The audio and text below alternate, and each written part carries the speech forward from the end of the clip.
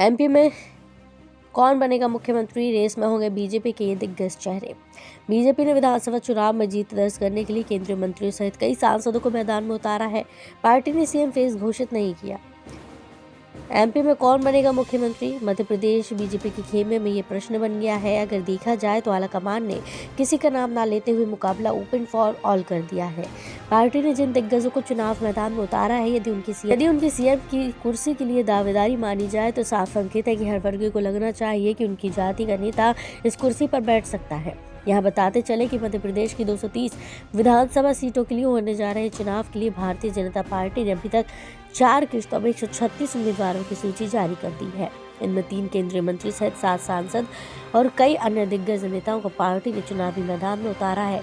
BJP ने मुख्यमंत्री शिवराज सिंह चौहान को बुधनी सीट से उम्मीदवार बनाया, लेकिन पार्टी ने उन्हें सीएम फेस प्रोजेक्ट करने से परहेज किया। इसी वजह से पार्टी के भीतर और बाहर भी ये सवाल उठने लगे हैं कि 3 दिसंबर यानी मतगणना के दिन के बाद कौन बनेगा मुख्यमंत्री। पीएम मोदी के फेस पर बीजेपी लड़ रही चुनाव।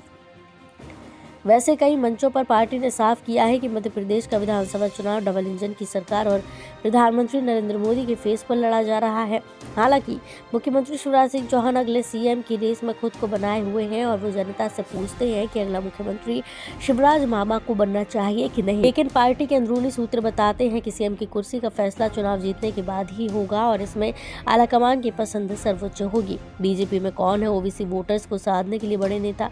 मध्य प्रदेश विधानसभा का चुनाव लड़ रहे दिग्गजों की बात की जाए तो सभी अपने अपने जाति और वर्ग के बड़े नेता हैं। पार्टी ने इन दिग्गज नेताओं के नाम पर मतदाताओं को साधने की बड़ी रणनीति तैयार की है। इसी वजह से फिर से सरकार बनने पर इनमें से किसी एक के अगले सीएम होने की अटकलों को हवा दी जा रही है। चुनाव मैदान में उतर चुके मुख्यमंत्री शिवराज सिंह चौहान और केंद्रीय मंत्री प्रहलाद पटेल राज्य के सबसे बड़े वोटर ओबीसी वर्ग से आते हैं।